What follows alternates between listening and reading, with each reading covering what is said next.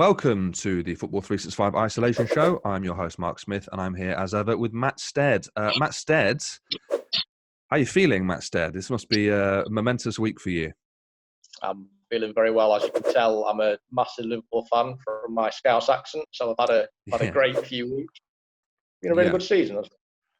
It's been pretty good, yeah. I mean, we do winners and losers on the show. Where else can we possibly start on winners? It was always going to be a formality, wasn't it, this? But it turns out not even a global pandemic could stop Liverpool from finally winning their first title in 30 years, Matthew, 30 years. It's been a remarkable season for all sorts of reasons, but this Liverpool side were superb throughout, and they've capped off what's been not just this season, but an extraordinary 18 months, really, of results. Matt, first of all, as a football writer, describe how you think they were able to be so dominant in the league this year. And then afterwards, as a fan, which you are, tell me why it's so important. And try and do the fan thing without everyone rolling their eyes too much. Yes, I'll give it a go. In terms of, as a writer, it's difficult to kind of put a finger on it because you look at the season had last season, you kind of would assume finishing 1 point off Man City, coming so close, winning obviously the last however many games of the season it was, 10 or 11 games. They didn't bottle it, but it was a case of they were pretty much in fifth gear, doing as much as they possibly could, and they still finished short of it. Then they didn't sign anyone in the summer. Man City obviously strengthened quite a lot in terms of how much they spent. So ordinarily, you'd assume that City would push on, Liverpool maybe would stagnate a bit, but it's been the exact opposite. City have fallen backwards. Maybe it's a case of not replacing Company very, very well. Maybe it's a case of resting on the laurels, perhaps something like that. But Liverpool have just pushed on, and they've kind of, I think we've mentioned it before, they've capitalised on that continuity of not selling anyone, not necessarily signing anyone, but they've not sold any major player for a while since Coutinho. Obviously, they've invested that money brilliantly across the entire squad. They've spent it so well. They've prioritised the right players. They've kept that front three. They've rotated the midfield a little bit, and they've built in terms of the goalkeeper and defence. And they've just carried on pushing on. I think if they hadn't won that Champions League final, they'd have perhaps dropped off. I think that would have possibly crushed them in terms of mental. Yeah. But I think winning that has given them, it's allowed them to kind of put the Premier League into a different perspective in terms of we finished 1 point off, but we're going to do it this season, as opposed to, oh God, we finished 1 point off. How are we going to do it this season? So how much do you put down then? I mean, you mentioned the mental side of things there in the Champions League final.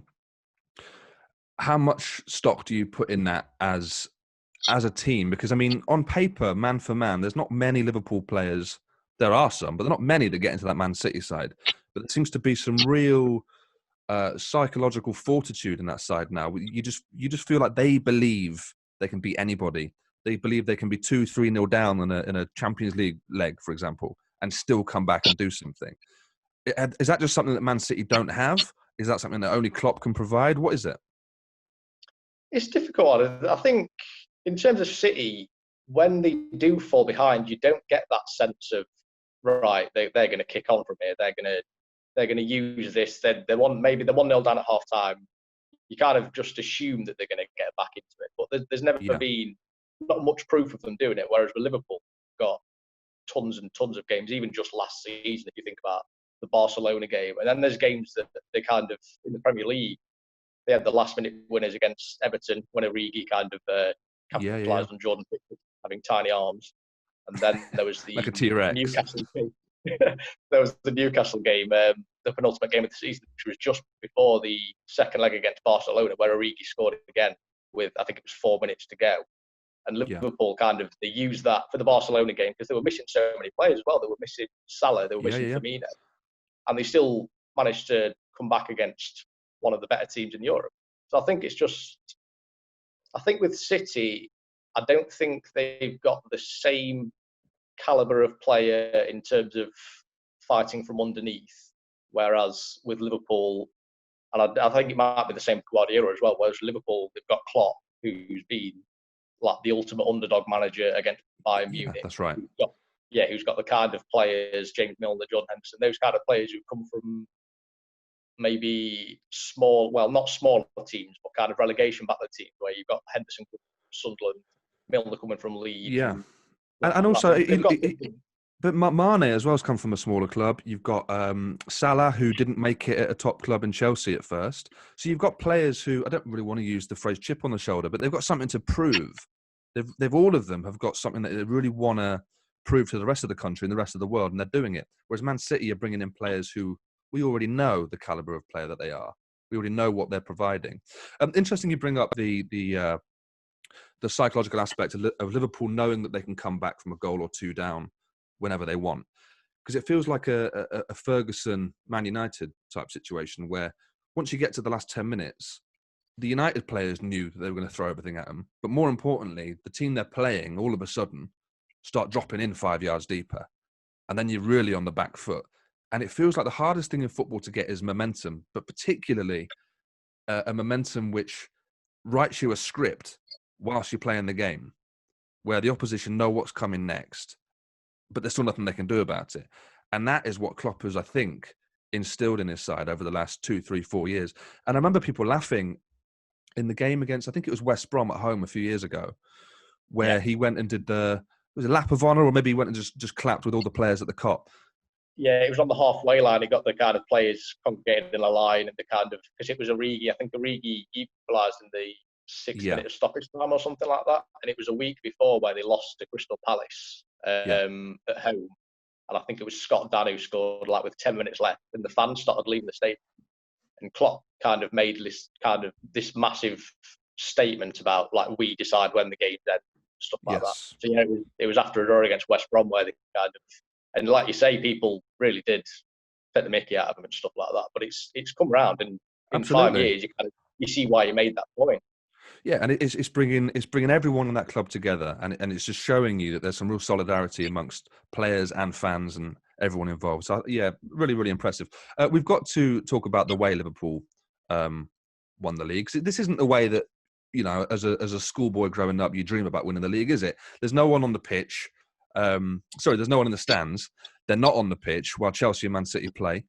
Even before the lockdown, it was unlikely Liverpool were going to have like a big Aguero style moment, but it just seemed like a quite sad way to win it. I don't know. I mean, as a fan, I'm sure you don't really care about that, but with no Aguero style moment that we can officially look at, if you were going to pick one moment, one flashpoint of the season to have on your T-shirt, let's say, print on a T-shirt, what would it be and why?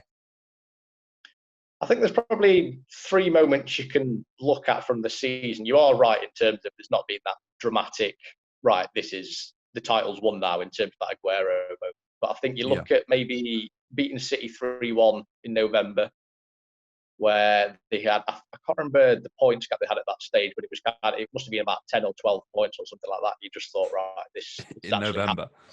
Yeah, exactly. Yeah. Then I think there was the Boxing Day game against Leicester, who were second at the time.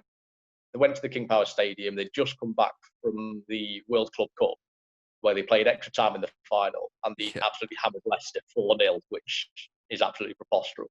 And then I think it was a month later where they played United, and I think this is probably the moment that most Liverpool fans had looked to, where they were winning 1-0, they got to stoppage time, Salah gets played through and goal, and then he scores, and it's 2-0, and there's that moment where all the fans at Anfield kind of just thought, we can start celebrating this now. We're not going to jinx this. We are Liverpool, but we're not actually going to slip now. We've got this moment. This has happened. Yeah. So you've got a few there then. You've got a few moments you can think of. We sort of skipped over what it means to you as a fan then. Go on, you've got 90 seconds to talk about why this is important. I mean, it's obviously important in terms of Liverpool having come so close on a number of occasions, and it becoming almost kind of a meme in terms of they've got the 2013-14 season with Gerrard's slip. They've got the 2008-09 season with the Benitez fax run. They came close a couple of times before that as well. Yeah. But for this, and especially after last season, like we said before, like coming so close, playing absolutely perfectly, almost all the way through the season, losing one game by a few millimetres because of a John Stones clearance. And then you kind of come to this season, you think, right, well, if we're not going to win it last season, then it's never going to happen, is it? We've got the Champions League. We've got another one of them. We'll be all right. That'll be fine. We've not signed anyone. City have strengthened. But they've kicked on from there. City have dropped off. And it's just been they've just been absolutely relentless. You couldn't stop them. Obviously, they've got the Watford defeat, and it's unfortunate they couldn't do an unbeaten season. But you put it into perspective, like one team in Premier League history has ever done that, and Liverpool have always. They're probably going to get a record in terms of points, in terms of wins and stuff like that. So they've got so much to hang this season on. It's a shame that it's happened in this way, where you, like you say, it's got no fans. People are going to be Yeah, but who cares? Who cares? Exactly. Yeah, they're going to be After a putting while, the it doesn't matter. Yeah, but they've got the title and they've got over that hurdle. They've finally done it. It'll be interesting to see what they do next season, if they do sign any players, if they do strengthen. Well, we'll get onto that in a second, I think. But interesting though, Matt, that I asked you there what it was like as a fan, and you've still gone all analytical. You really can't stop being a football writer, can you? Yeah, that's just me. So next season and going forward, then, I mean, the only way you can really top this is by winning the Champions League and the league in the same season, maybe. But more importantly and more pressingly, I can't see Klopp leaving for the time being. Can you see Klopp leaving at all in the next 5 years, or do you think he's found a real spiritual home here?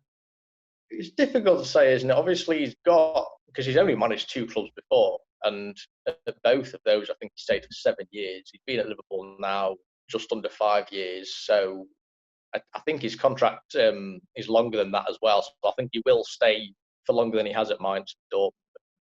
But I don't know. It's difficult, really, to suggest where he'd be and where Liverpool would be in 3, 4, or 5 years.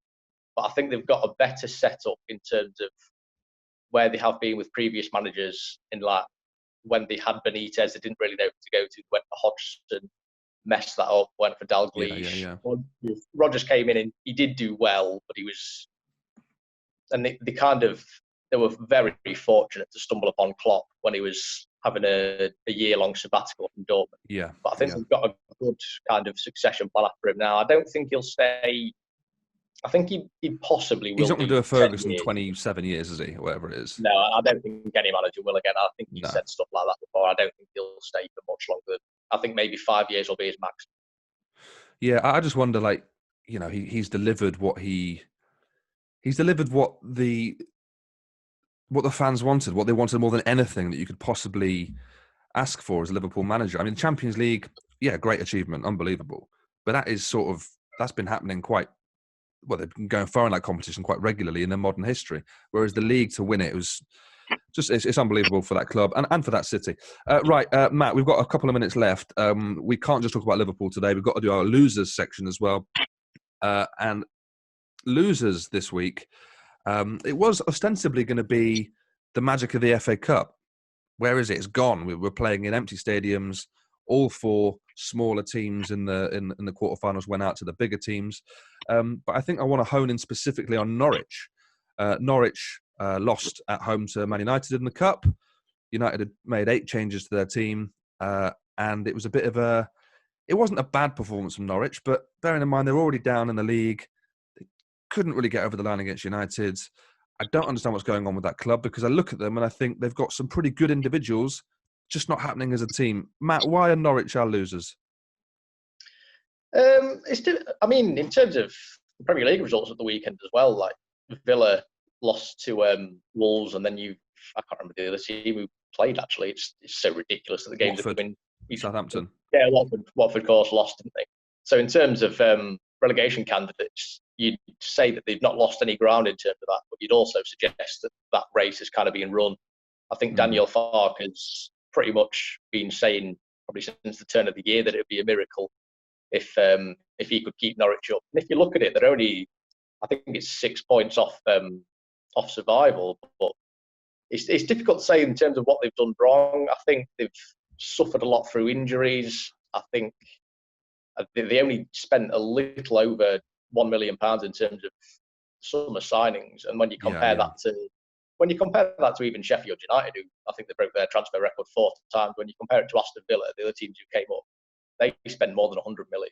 Yeah, you kind of think different planet. You look at it and think it's been a disappointing season. They'd obviously want to have finished much higher than 20th, but I think in terms of the plan, they were never expected to be in the Premier League anyway. No. So so they're ahead of schedule still.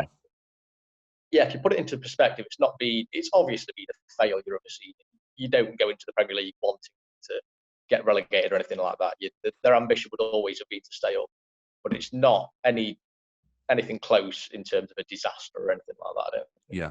Well, I'm looking at the likes of Cantwell and Pookie to a certain extent, and the fullbacks there, and Buendia.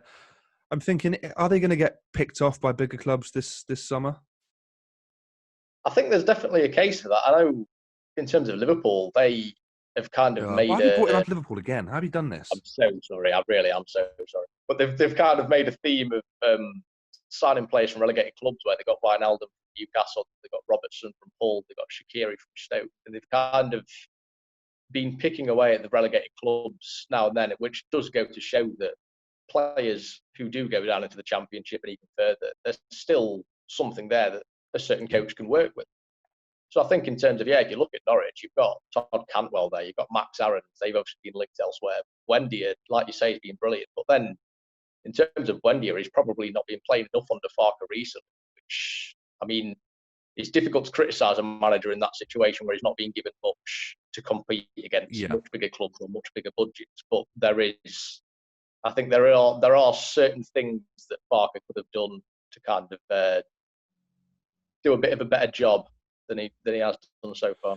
Yeah, possibly. I think he will still get another shot at the Premier League, though, whether it's with Norwich or another team. Right, so that is your winners and losers for the week. There's no time for a mail this week. Matt Stead, you just enjoy the rest of the week. Just really lap it up. Have a few drinks on me, old friend. I'll never walk alone, Mark. Thank you, mate. Oh, Christ. All right. See you next week.